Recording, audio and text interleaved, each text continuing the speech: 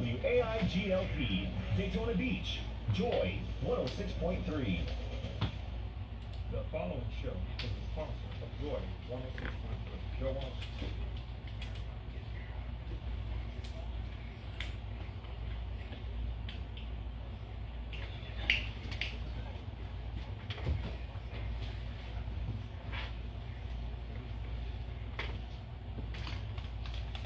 And good afternoon, and welcome to the Judge Speaks here on Joy 106.3, coming to you from the and on simulcast from both the radio station and also on Facebook Live. So be sure to reach out and tell a friend. Some of them may have heard our show in the past, but we're always welcoming new listeners each and every day. So we're grateful for this opportunity. You know, as we think about it here in beautiful Daytona Beach, Florida, for those of you that might be out of state, we are deep into the heart of summer. And we're beginning to witness what used to be called, when I was growing up, the dog days of summer. You know, and I think that's really an old school term that we used to use, signifying the end of summer, when it was also very hot. There were gnats that were flying around that were bothering people. Everybody, and I guess now we're segueing into September when we'll be dealing with love bugs. But all of this sort of gives us an idea that we are coming up on the closeout of summer. You know, that my days growing up, it was a time when the moms and dads pushed us kids outside to play.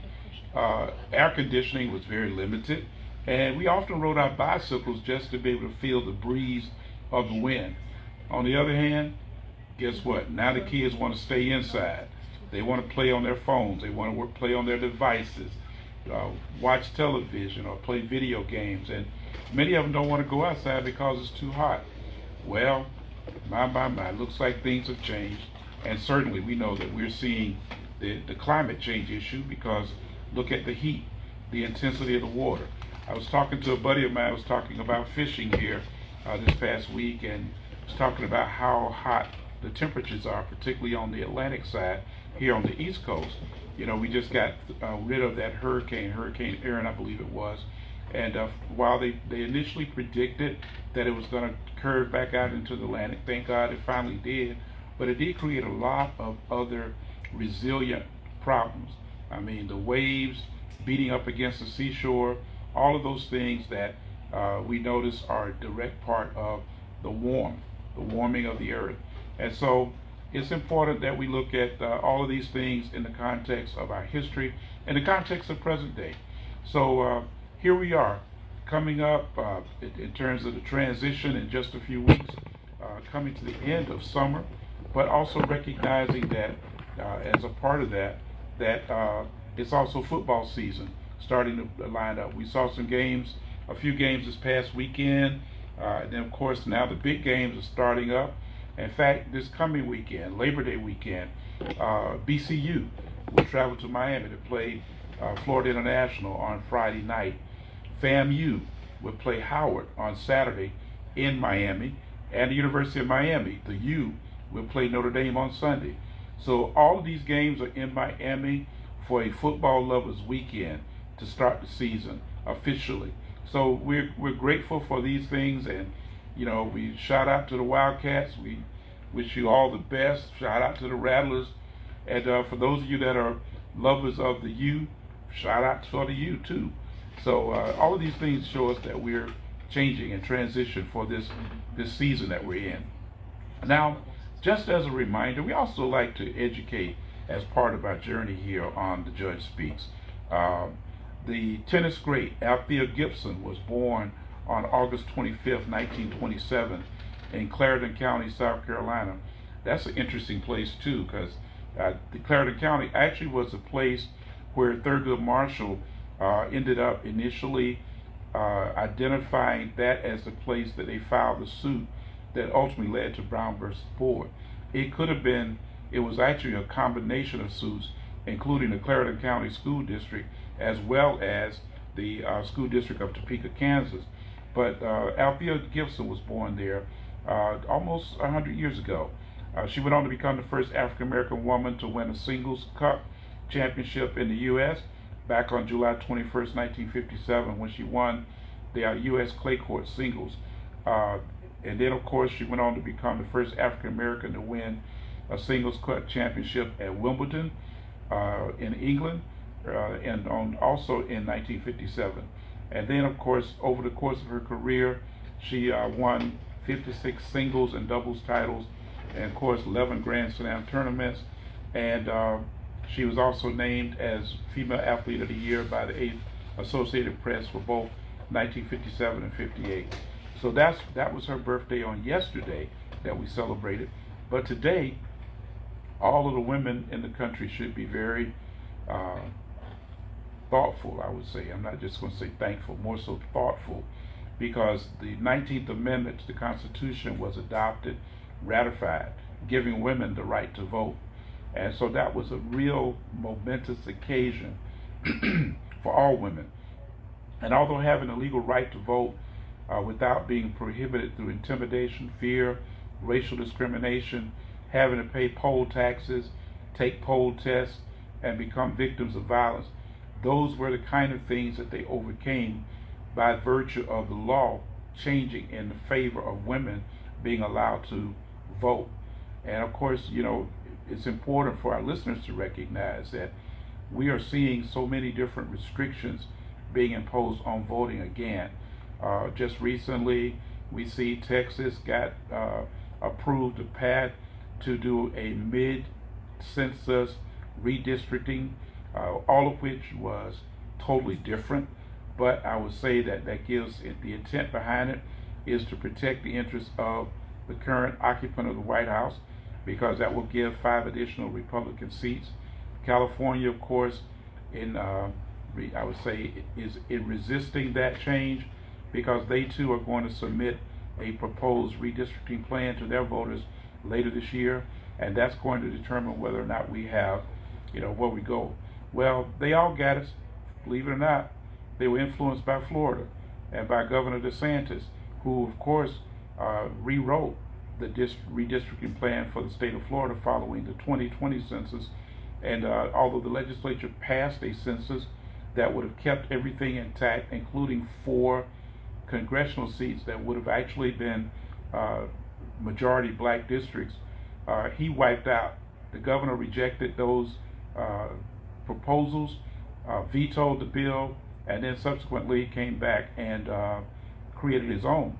And they, of course, they went ahead and they adopted it and eliminated 2 seats. The seat that was held by, I'm sorry, I'm trying now, all of a sudden I'm having a moment. There was a seat up in the northern part by Al Lawson in the northern district between Tallahassee and Jacksonville, and a seat that had previously been held by Congresswoman Val Demings. That reduced our impact significantly and our influence significantly. So, but Florida did it first.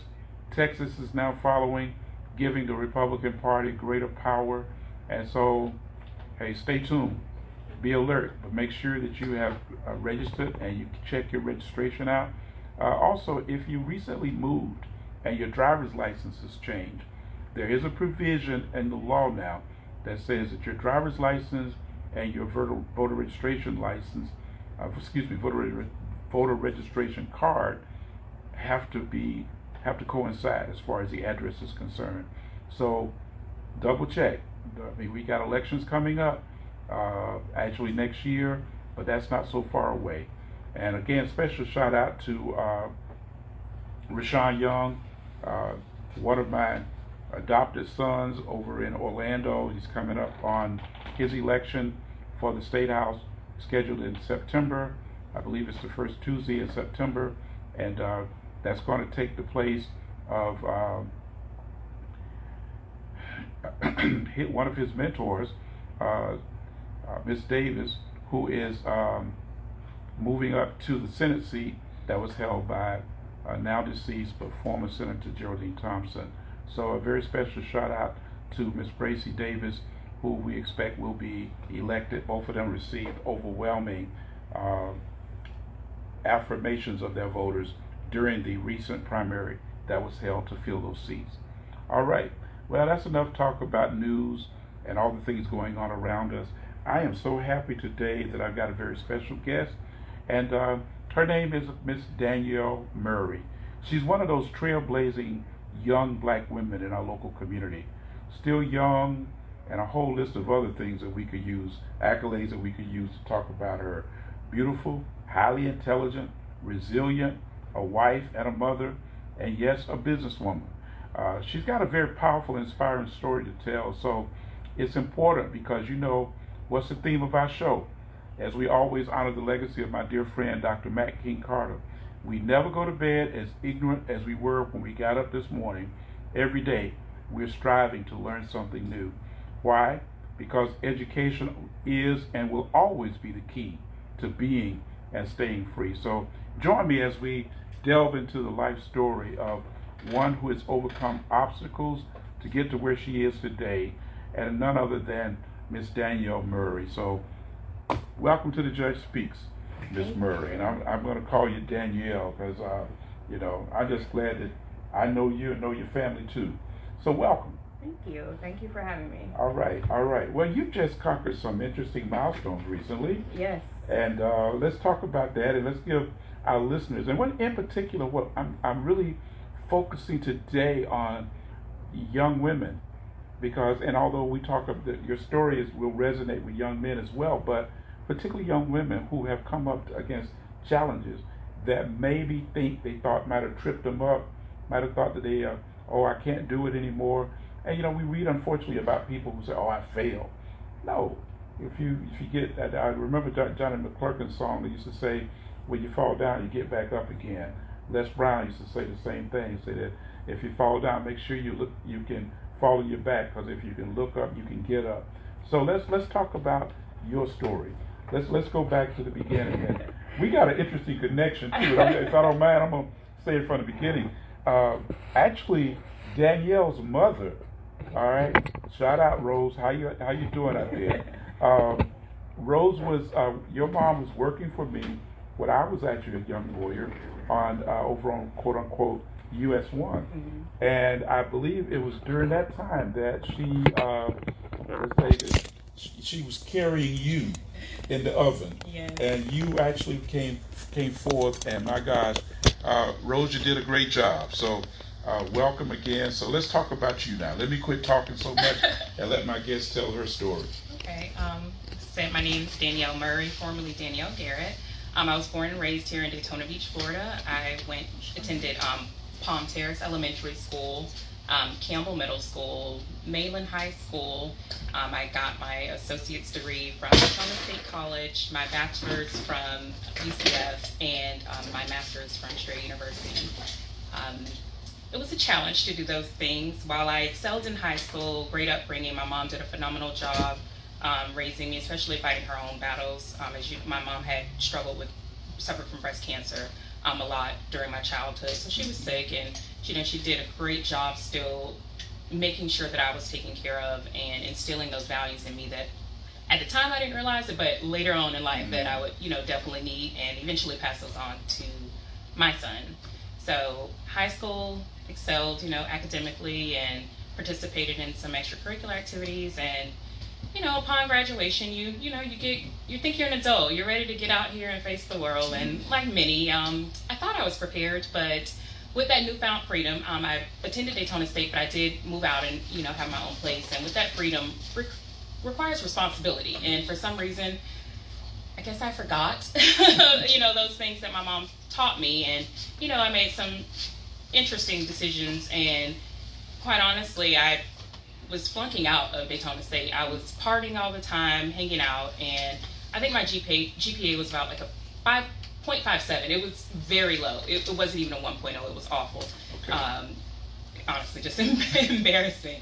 And then I later found out that I was pregnant, and then that Antonio would be joining me in 9 months. So at that moment, I kind of figured, okay, it's time to make some lifestyle changes. So I ended up, moving back home throughout the pregnancy, and my mom was a great, resource and supporter. My grandmother, so many of my family, friends, like everyone just kind of came together to embrace me and just let me know that, this isn't the end. It's okay. You hear a lot of times about young women getting pregnant at an earlier age. It was right after my first year of college, so like I said, I was just still young. Didn't really know much about kids. I had never planned on having kids, and They don't come with instruction books. no. And it's funny because it's like, oh my gosh, what am I gonna do? And little did I know, because AJ changed my life. Like, had I not gotten pregnant, who knows how long I would have been on that journey of partying, drinking, just not taking care of myself, not doing any of the things that I was raised to do, just not acting like a child of God. So I didn't realize it, like I said at the time, but now looking back, it's like, this kid actually saved me. And it wasn't easy, and I look back now, it's like, oh my gosh, how did I even do it? I know with God, like I said, my family support, but I think like I went from receiving like assistance to help guide me and to get me to where I wanted to be. And I always looked at that as I was going to use that as a like stepping stone, not a crutch, because some people just depend on those things a little bit longer than maybe they should. And I always knew that was a temporary situation. This is not a way that I could live long term. And being a single mom is not for the weak. It definitely takes a lot of hard work and dedication, and people often see what's happening now, and they can't see what's happening behind the scenes. They don't see the sleepless nights, the tears, just frustration, and what a lot of people may not know about me is I suffer from anxiety, extreme anxiety. So I'm anxious often, and it sometimes a little debilitating. It's difficult. So to try to also deal with that, be a mother, it's just a lot. And I'm so thankful to God for allowing me to get to where I am today and placing people in my circle, in my corner. It's like I said, I had a village. Like my grandmother, may she rest in peace, Joy Wade, love her to death. She would watch my son while I was in school. Then, my mom would help, and then friends, family, everyone just kind of came together, was super supportive, and just helped me, get through this. And even the family of Antonio's other side of his family as well, Miss Lily Wiggins here at Bethune Cooking, just great. Always was really supportive of me from day one as well. And it was just like awesome. I've just had a lot of support, and to see now Antonio, dropping him off last week at LSU, just standing there, I thought I was gonna cry, but it's you were entitled to that. Yeah, but I didn't, because honestly, in that moment, every tear that was shed in the past, it was worth it. Like LSU was in Antonio's top 5 schools, at least since his freshman or sophomore year of high school.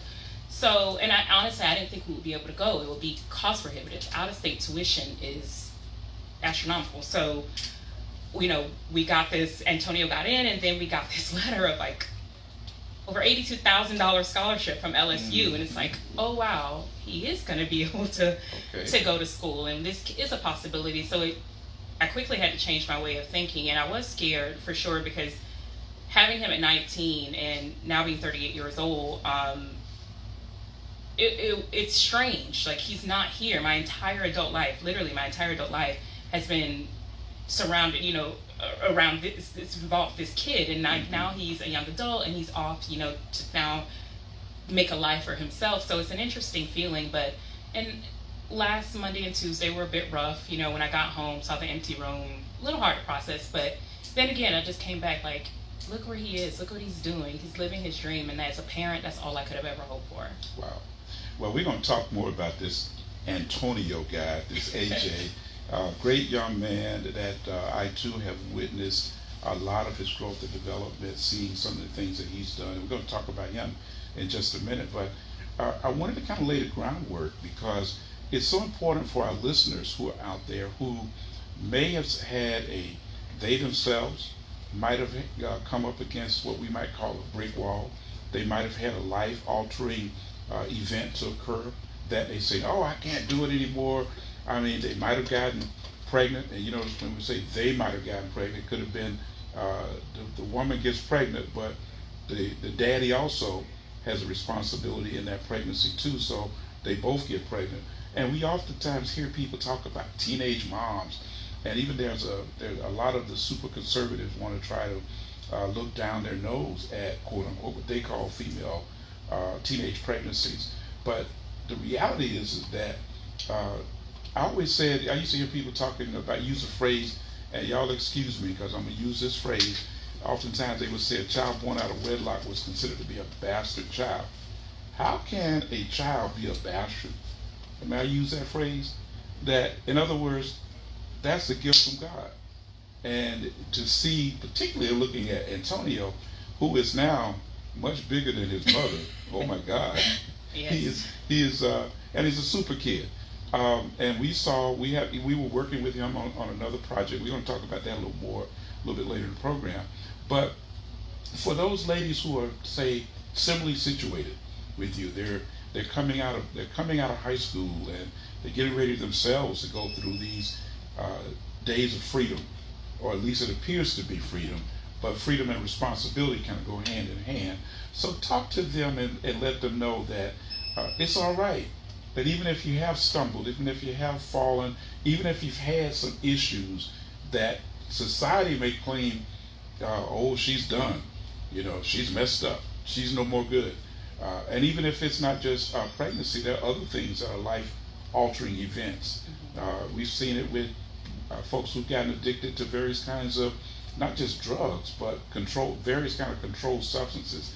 And there are different ones out there. They're not just what we call the traditional drugs, but there are things also called gambling. That can be an addiction. There are other things that people spend their money on to the point where it becomes an addiction. So what would you say to those young people who might be bumping up against some of those life-altering situations? I can't remember where I read this a while back, and I want to say maybe it's Matthew McConaughey. I read a quote, and it was something along the lines of life is a series of commas, not periods. I mean, nothing's permanent. Yes. You can make mistakes, you fall down, you just have to get back up. And there were times that was not easy, I will say. And even now, I still feel like sometimes I suffer from imposter syndrome. Like, how am I here? Just sitting here, people listening to me? Because I just think back to, those situations, and it's just like, it's okay. You can do it. You just don't give up. You keep pushing forward. And sometimes it's just small wins that you need to remember to celebrate. And this is something I feel like a lot of people do, including myself. I don't celebrate the small wins enough. And as long as you're continuing to move forward, it does not matter how long it takes, how slow the process is, as long as you continue to fight and push through. And I think that people often expect to, something happens and then they expect the solution to come right away. And often you have to look at what brought you here in the first place. You didn't get in this situation overnight, often. So you're not going to get out overnight. So just remember to be resilient. Just keep going, have faith, push through, just look for resources. And then to me, I had to find a why, which the why was Antonio. Like, I had this kid and I refused to let him just be another statistic. And I remember when a while back I did a speech for Elevate, and I looked at some numbers. Okay. And statistically, because the age that I had Antonio, I had him while I was attending what was in like a community college. And it just it decreases the chances of success for not only you, but also that kid. And now I look like, here I am, a college-educated woman. I've been at my current job at Brown & Brown Insurance for 13 years. I work in the legal department there. And now I've owned my business, D Events, for 4 years. And it's just like, I may have stumbled, fallen down multiple times, but I got back up. And because of that, that is how I'm able to be where I am today. And hopefully I can share my story, and that inspires others to continue to push forward as well. One of the things you commented earlier was that there were so many times when you were not only working all day, dealing with your son in the evening, but then also staying up all night because you were also studying. You were at least a twofer, maybe a threefer, in that context. And you said sometimes you got to make those sacrifices. Talk about that and some of the various sacrifices that you yourself had to go through to get to where you are today. Sacrificing. What was it like staying up late at night and still had to get up continue the next morning? And surprisingly, that wasn't very hard for me, because I struggle with going to sleep. So insomnia has always been an issue for me. It's like my brain doesn't shut down, which I know now is part of the anxiety. I'm always thinking about what's next. I never just kind of relax. And even when I try to sit down, it's like my thoughts, it's like I have these great ideas, and my best ideas seem to come at like 2 and 3 in the morning sometimes. I understand. But as far as the sacrifice, I definitely had to sacrifice my social life to a certain extent, because like I said, I was partying and doing things that I didn't need to do, and I needed to find a better balance. But I remember in the beginning, because getting my grades back up was a struggle. From that GPA, I lost my financial aid. I ended up having to do like an appeal process through the financial aid office, and I ended up actually sort of, I won't say bartending, but I worked for like Bike Week over on the beach side for special events, because I needed to pay my tuition. Sure. So because I had made these irresponsible decisions and was waiting for this appeal to go through, which eventually did, so I ended up having to cover some of the costs for 1 semester. Went on to academic probation, because when they found out I was carrying Antonio, you know, I had some great people in my corner. Miss Vanya Smart from Daytona State College, may she rest in peace. She was so helpful, and she just inspired me and just told me to just push through, and she would do everything that she could to help me get my financial aid back and to help me stay on the right track. And that was great. I'm so appreciative to her, because honestly, if she wouldn't have helped me with that, I don't know how I would have continued God school. puts people in your life at just the right time when you need them.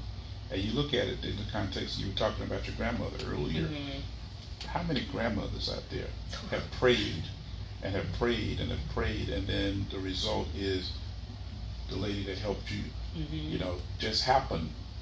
We'll use that phrase. If you all could see me, I would be putting that in quotations. That person just happened to show up at the right time in the right location with the right attitude to help you as you might be needed. Yes, and the funny thing is, I went to school with her son at Mainland as well, so she seen me and the person that I was when I was still at home with that structure. Okay. And then now seeing this girl, you know, young adult at DSC, just living her best life. We'll just call it that. We'll just say she was my good friend, likes to refer to fat. She would say, Dr. Carol. She would use a phrase. Carol's from Mississippi. She said her grandma would say fast tail. Yeah. Fast tail girls. Exactly. So, you know, she pulled me in, and she did it in such a motherly way. And sometimes, like, because my mom gives great advice, but sometimes you don't want to listen to your parents. But when you hear it from that outside person, if for some reason it sounds different, clearly it's the same message. And to this day, you know, my mom will tell me something, and then I'll hear it from someone else, and I don't know why. It just sounds different when it's not my mother, but most of the time my mom is right. I know she's listening, so yes, Mom, you're right. Probably the only time I'm going to admit that. But, you know, like back to your original question, like sacrificing my time and was the biggest thing. And then you also have to sacrifice, I won't say sacrifice people, but you do have to distance yourself from certain individuals, because if they're not on the same path that you're on, unfortunately, I'm not saying you have to completely cut them out of your life, but I just had to create distance. So it felt like a sacrifice at the time, but it was a great decision. And I still, you know, I wished well for those individuals. And since then, they've also come around and, you know, got on the right path as well. Yeah. I was just a little sooner because I was the only one with a child, so I had to kind of expedite that process. So I would say like the time, and then was a big sacrifice, like the social life, and then just some of the relationships I had were major sacrifices that were made back then. Okay. Now, this young man, as he is now, yes, and I know you're very proud of him, as we are as well. But Antonio has, you know, he grew up, and he was a kind of an introvert. Very much so. Antonio's always been an introvert. I don't quite know where Antonio got his personality from. It's different, and it's great, and I love that for Antonio, because he marches to the beat of his own drum. He is a very focused young man, straight A student, as you know, and I rarely used to see him study, which would concern me, but his grades have always been phenomenal. He's always been responsible, never, you know, been in any trouble. You know, he attended Lourdes Academy, then Father Lopez freshman, sophomore year, and then we went over to Mainland High School, where he graduated this past May. And just watching his development, and I will say this, I have to give credit to my husband, Dwayne. He has been in Antonio's life for 8 years now, and he was such a great influence for him. Raising a young man, yes, it can be done, but there are certain things that, honestly, as a woman, I just don't feel I could have taught Antonio. And I'm so grateful to him for stepping in and stepping up and being the father that Antonio needed. And it's just great to also see that relationship, and I want to just make sure I give credit to him too, because he was definitely very instrumental in where Antonio is today as well. All right, excellent. Shout out to Brother Murray there. And you know, as we talk about Antonio, of course we wish he could be here, but let me just sort of highlight him for just a few. You know, Antonio became a part of a group, a program that I'm associated with, and it's called the YBM-ME program, Young Black Men of Excellence. And he was selected. It's not easy to get into that program. He was one of those that was chosen. And I remember hearing the story. This actually happened prior to my being involved with that particular program. And he talked about how this young man at ninth grade was so introverted, you know, so just didn't even, he was soft-spoken, you name all of those things that one might expect. But then the progress that took place from ninth grade to 11th grade, and it wasn't just happening on the academic, because he's always been good academically, but then he began to be able to express himself. And actually, he became captain of the football team as well. Yeah, he was. What was it? Senior year? No, that was over at Lopez. At He Lopez. was Lopez. He was captain for when he was only a sophomore, but he was still a captain on the football team over at Lopez. And then we did go over and he played for Mainland, which was great. You know, being a former or being a Buck class of 05, and then having him graduate class of 25, you know, my 20-year reunion. Yeah, was this year, and it was just a great feeling to see him down there on that field. Pursuing, you know, what his dreams and what he loves, and it's just great to see. And like Antonio on the field, and also he's involved in track as well. He actually made it to the state championship for discus in Jacksonville a few months ago. But Antonio the athlete and Antonio the student or person is just so different because he is so quiet. I used to call him like my gentle giant. He's you know, way bigger than me now. But it's just soft-spoken, very sweet, very humble. And one thing I will say, it always warms my heart when people come up to me and they're like, oh my gosh, your son is just so respectful, so nice, he's such a helper, you know, from Lourdes over to Lopez and even to Mainland. And then, you know, to hear, you know, I remember Mr. Lee spoke to me from YBM-ME, and he was like, oh, I just want to call you. Antonio's just doing so great. He's such a leader. People ask him for advice, and I remember just honestly thinking he had the wrong parent. I'm like, oh, Mr. Lee's called. You know, maybe he's got a lot going on. Mr. Lee is not an easy one to impress. Yeah, and I was just like, well, maybe he's called the wrong parent, because at this point, this is like we're going into that second year, and I remember the interview, because yes, it was a process getting into this program, and I heard about it through my father-in-law had told me that one of his friends, Thad Collins, had spoken to him about it, and they got me the information, and we filled out the application, and they're like, oh, it's an interview. And I was like, whoa, an interview process. And you know, and this was going to be a commitment, driving over to Orlando at least once a month, monthly progress reports. They have like the stock exchange programs, and then it's all types of things. And you know, they have to dress up for every meeting in their blazer and their YBM-ME tie, and then they'll have their polo. And even with that, you know, he had to be responsible, because you have to check these emails. Some days you may be in your polo, some Saturdays you may be in your blazer. So that program, I can't thank, you know, the members of YBM-ME enough either, because I saw my son freshman year, this very quiet kid that I was honestly a little concerned for, like, to be entering the real world in a very short time. And to see him, the progress he made in those 4 years, of course, the scholarship I was excited about, you know, that the scholarship is great.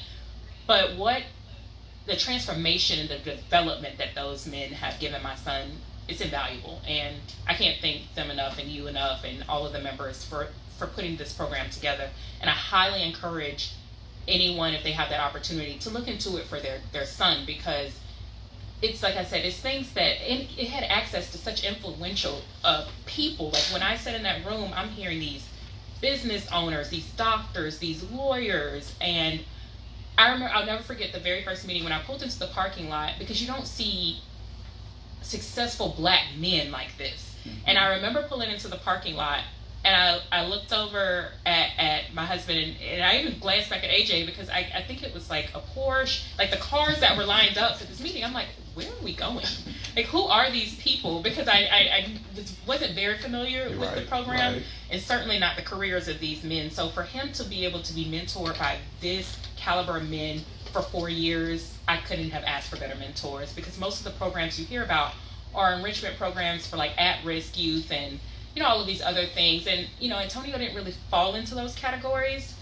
He had good grades, he wasn't struggling, and we didn't have like a lot of the other obstacles that other families in those programs may have had, like maybe once upon a time. But as he got older and I continued to grow in my career and maturity, he was in a different kind of situation, and it was just very difficult to find the type of program that I was looking for him. So when this opportunity was presented to us, obviously I jumped on, and I was just praying after that first interview, like, oh my God, I hope they pick him.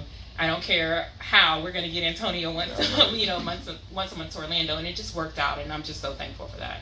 Well, just to take a moment to talk about the program a little bit, YBM-ME, Young Black Men of Excellence, was started by our Sigma Phi Phi Boule out of Central Florida, and roughly about 12 years ago. And it has been an ongoing, we're like everything else, the more you do, the better it gets. And so currently Mr. Lee has decided to retire, and now my good friend, my law partner and member of Boule, Christopher Monts, is the new chairman of that social action committee. And he's got some great ideas in terms of not just building on that foundation and enhancing the work, because the idea behind that program is to, quote unquote, raise up these young black men so they can replace us. Somebody's got to be taking the reins or taking the baton for the next generation. And oftentimes, like you say, we hear about the programs that are focusing upon what we might call the underrepresented young men or young females. But this is one that's been focused specifically for that group, because you got to have great, your grades got to be above par to get in, but you also got to have strong character. You got to have good letters of recommendation and support, and it's definitely not easy. We've actually got guys in there with 4.0 that actually got turned down, because we actually in the review committee process, they say, well, if we got a young person with maybe they got a 3.5, but they got other positive things, attributes that go along with that, then that person might very well get selected over the person that might have that 3.9 or 4 point. And it's really just like the whole package. And then you take that package and you work with that package, and you work with that package, and say each year it gets better and better, more challenging in many respects. I mean, because I'll be honest, there wasn't anybody around when I was in high school that taught us, stock market. Okay, and yet those are things that kids today can get access to, information to help them to be able to move forward successfully in their lives. And of course, we're adding some new little layers to it for the upcoming year. So people like, because I'm looking forward to hearing Antonio's reaction to one, graduating, being in a new environment, being in college now. Hopefully he's going to be able to give us a good word when we get down to Christmas time. And we do a program that at the end of the year, in December, that we do with our law firm. That is, we're looking forward to him possibly giving us a video response. So what has his semester been like? Because what we're really saying to people is that you got to push your kids. So those who may have had difficult times, I mean, the sacrifices that you had to make during this 19-year period to get into this point, you didn't stop growing, and neither did you let him stop growing. And so I want to commend you for that, but I also want to send a challenge out to other young women who are out there that might find themselves in similar situations, They may not have the support of the biological father that they expect, but you mentioned also about having that village. Maya Angelou was the one that once said, it takes a village to raise a child. And we hear that paraphrase many times now in many different settings, and yet many people sometimes kind of isolate themselves or feel like they can't do anything to push this young man. But here's an example, folks. Excuse me, Ms. Murray is telling you that if you're willing to take what you got, we might say take the hand that God gives you, work that hand, don't be afraid to ask for help. I mean, you had the help of your family, you had the help of his son's family, you had the help of people in the community, you had the lady that you told us about with the financial aid issue, a counselor that got you back on track. All of these help roll together to help make that Antonio person that he is today. And plus, on the other hand, he was willing to receive the help and to be challenged at each step of his life. And so we're excited about him, we're grateful, and we're looking forward to great things happening for him, but not just for him, for you as well. Okay, we're going to take a short pause at this time. I think we got to pay a few bills. So we're going to come back here in just a moment. For our Facebook friends, hold on. Your host, Donna Gray Banks. This is the city's most exciting news and information program. Here on Joy 106.3 FM. Every Wednesday beginning at 12 noon. Don't miss it. I just got about a 30-second commercial here.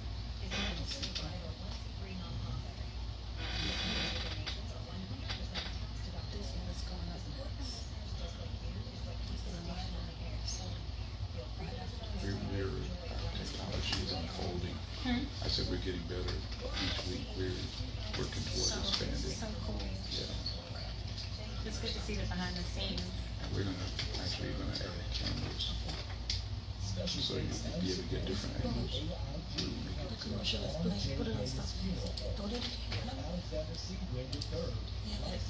Any special things you want to say? We'll give you a chance to say whatever you may want as we get close to the end. We got about 15 minutes. So think about any final thoughts when we get to that point. Get you ready for your new career in radio and TV. You never know. And we're back here on The Judge Speaks. This is Hubert Grimes, and I'm having a great time talking with my guest today, none other than Miss Danielle Murray, and of course she is just a jewel all the way around. I know that many of you out there that are listening are being inspired by what she's talking about and what she's sharing. And the hope of this show is that we're inspiring somebody out there who may have had a dream that they wanted to have, whether it was a dream from your childhood days or it was a dream that came about during the course of your life. But she's here to tell you that even if your dream gets deferred, sounds like a little bit of Langston Hughes. What happens to a dream deferred? Don't give up on your dream.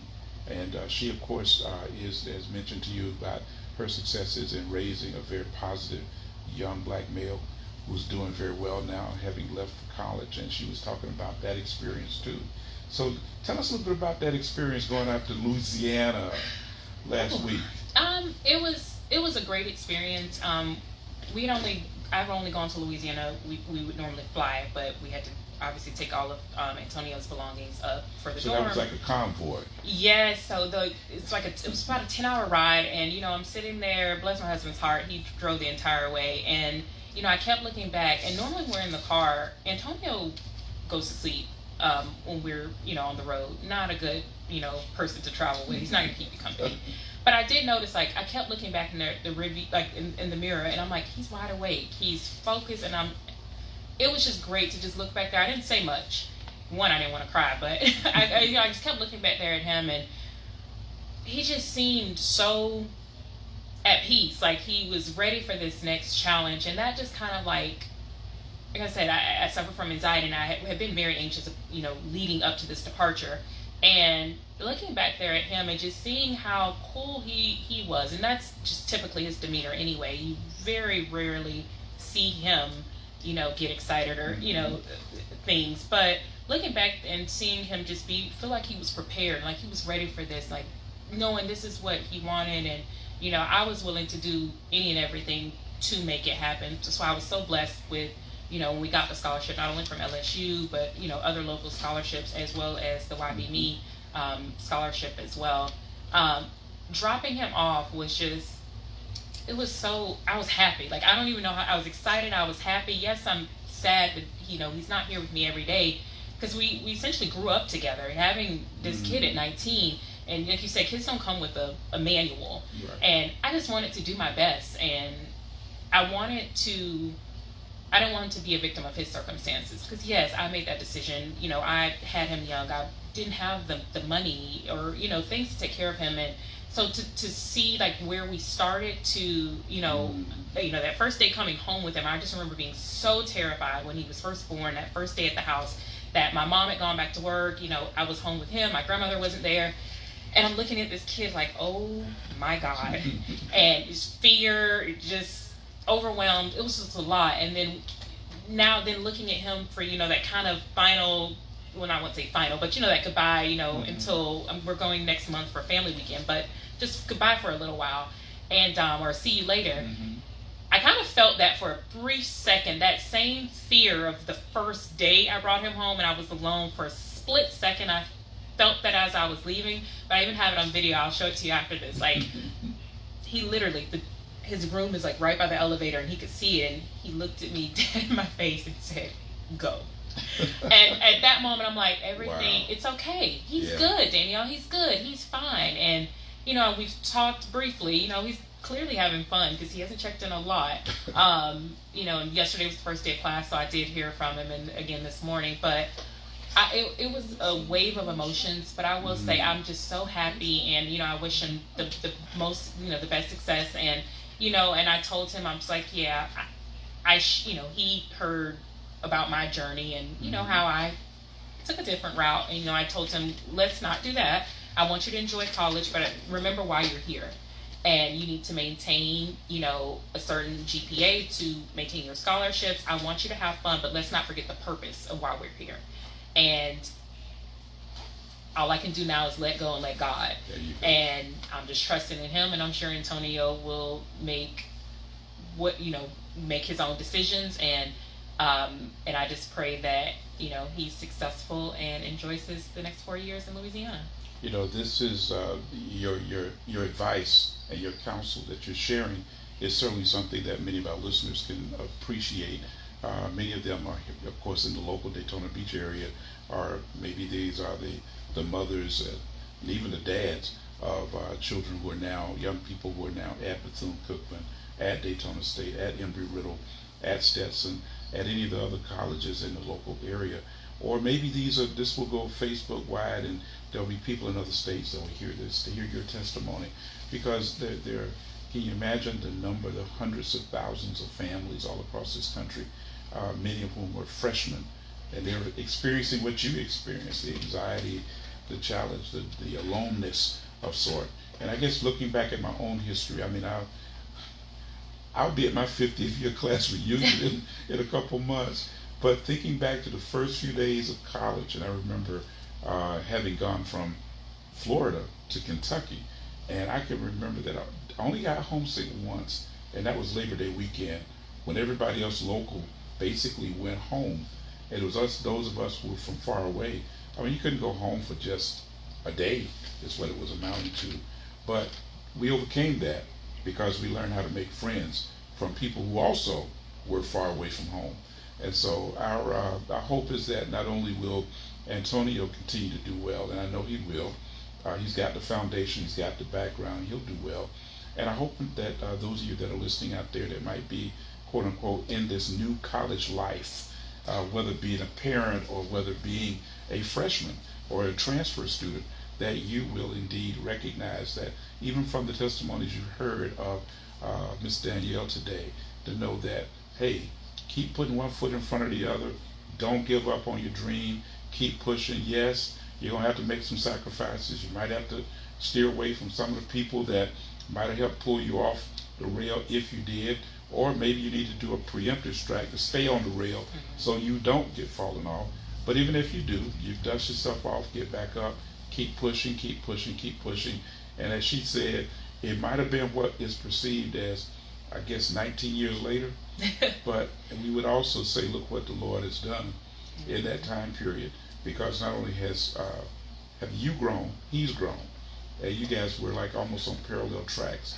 Now, tell us a little bit about your job. That's what I want to go back to, because you mentioned you got a master's degree now, you're in insurance.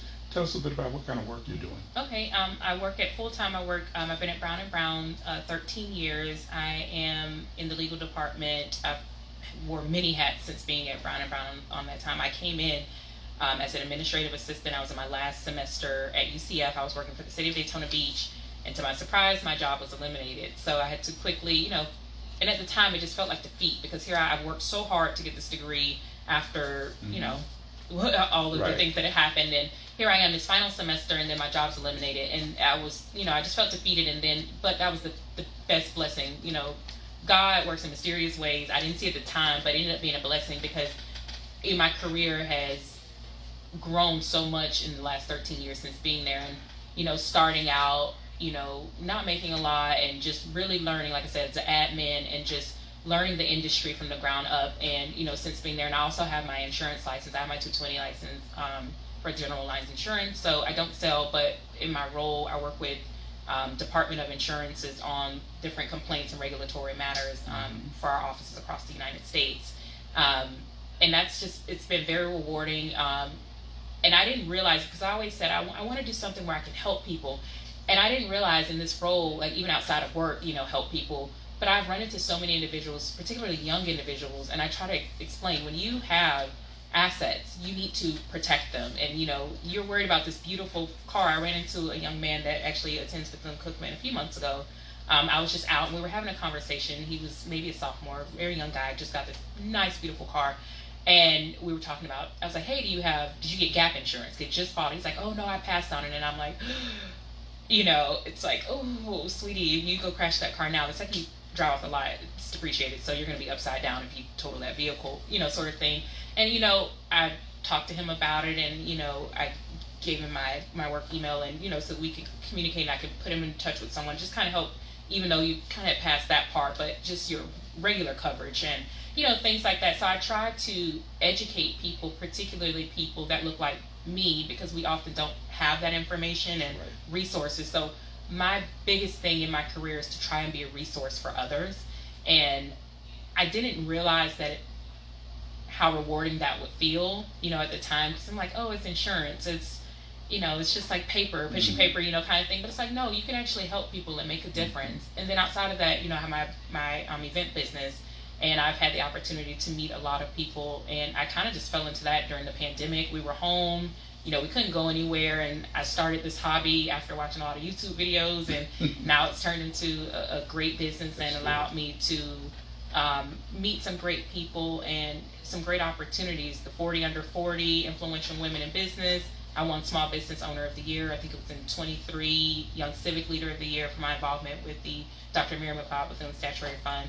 Being on that board was a rewarding experience, and getting to go to Washington, D.C., see the statue unveiled, and knowing that I was a part of that, and I'm a part of history, whether it be, the documentary, and, having my name engraved on the base of the statue. Like, it's just that young 19-year-old girl, I was like, dang, all that worry, I wish she could see me now, Wow. Sort of thing. And it's just, like, I get goosebumps just talking about it, because even though it happened to me, it's almost like an out-of-body experience at times, because I was running on fumes, no sleep, like I'm just running around trying to do all these things, and now to be here, it's like, it's all worth it. And then it's like, now what? Because, motherhood has been my entire adult life, and while I'm still a mother, I'm more in the advice column, as my mom would always say to me. Once you're an adult, you go into that advice kind of category, like, yes, I'm going to be here for Antonio, I'm going to support him, but I've given him all of the tools he needs to succeed, and now I'm just over here in the advice column, letting you kind of do what you do, and I'll try to guide you along the way, but you have to make those decisions for yourself, just like I did.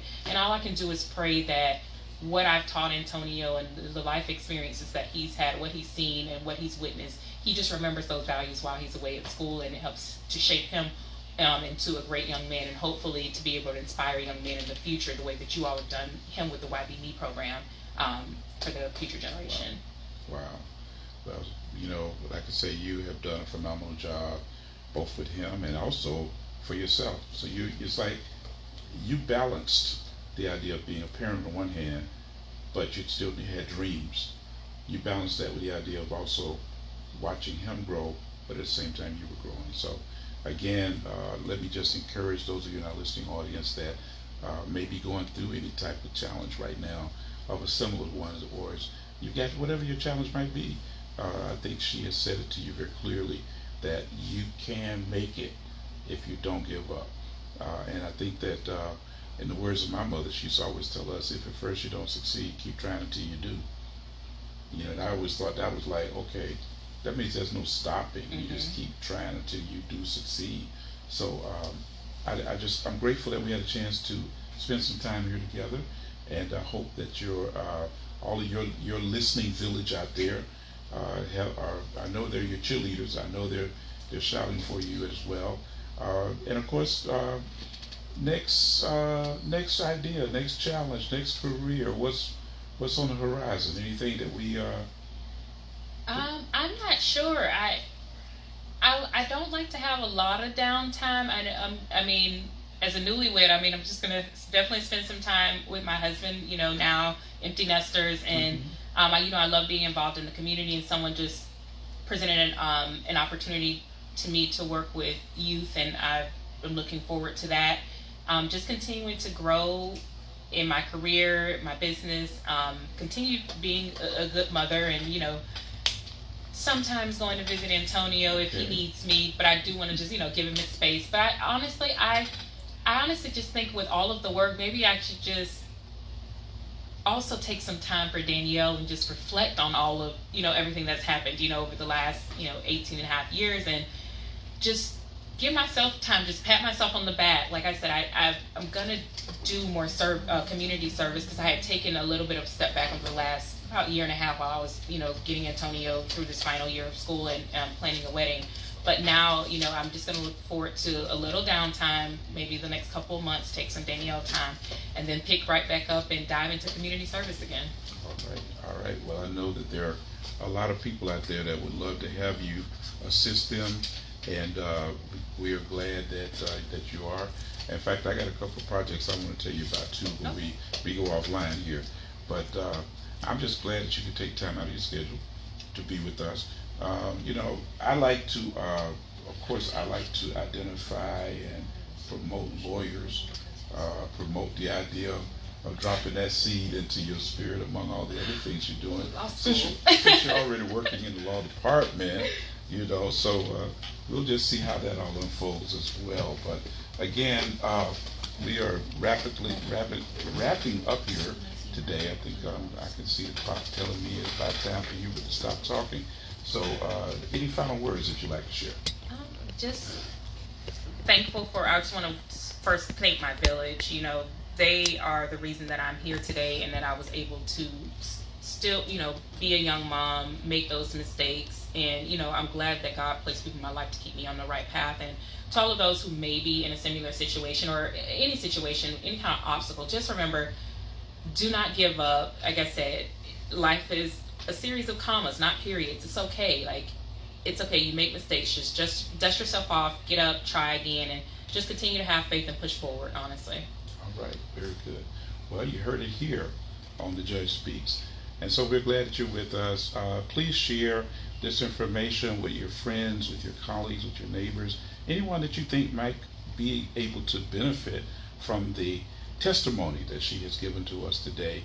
And so we look forward to being back with you again next week on another edition of The Judge Speaks.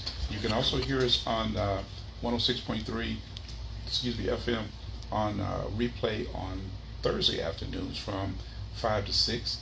And we're excited that you can be able to share that information as well. So until next week, continue to be blessed, walk in your blessings, and look forward to what God has in store for you. Good day.